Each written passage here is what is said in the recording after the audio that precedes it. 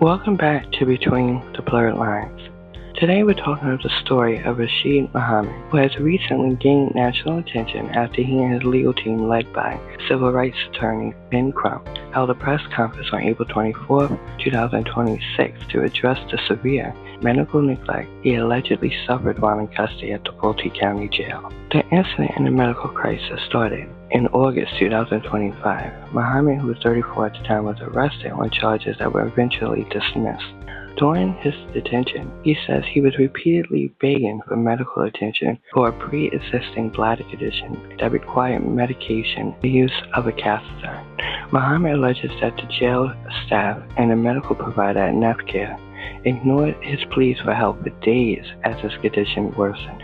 He describes being unable to stand for roll call and eventually vomiting black liquid. By the time he was transported to Grady Memorial Hospital, Muhammad had fallen, unfortunately, into septic shock and spent several months in a coma and underwent multiple surgeries. Due to the complications from the sepsis, both of Muhammad's legs and most of his fingers on his hands had been amputated.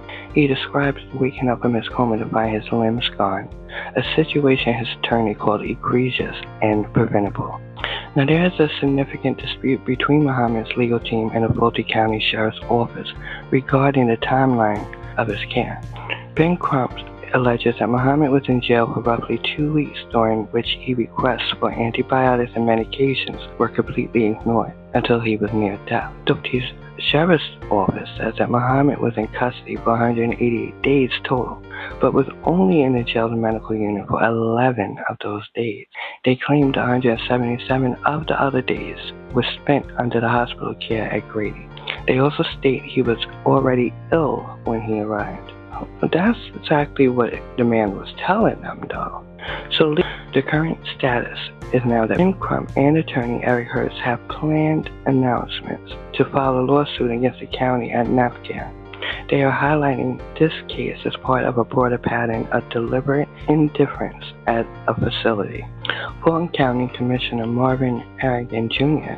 has called for an independent investigation into the medical provider NaphCare and jail policies to ensure accountability. This case follows years of scrutiny around the Fulton County Jail, including a 2024 DOJ investigation that found the facility provided inaccurate medical care, leading to the constant decree and millions of dollars in promises of improvement. Rashaad Muhammad said, "I was dying. Every day I was in there. All I was doing was begging to see the provider."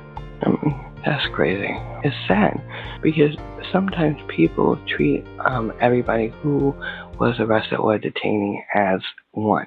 Okay, not everybody is actual some kind of serial unaliver or something like that. Sometimes people are going to jail for mistakes, okay? And not that mistakes they making, but mistakes that other people are making. Wrongful identity. I mean, they always sometimes pick up the wrong people, but it's crazy.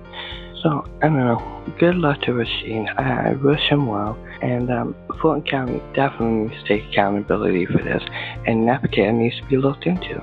So I'll keep you updated on this. And until next time, stay kind. And I'll speak to you later. Have a good one.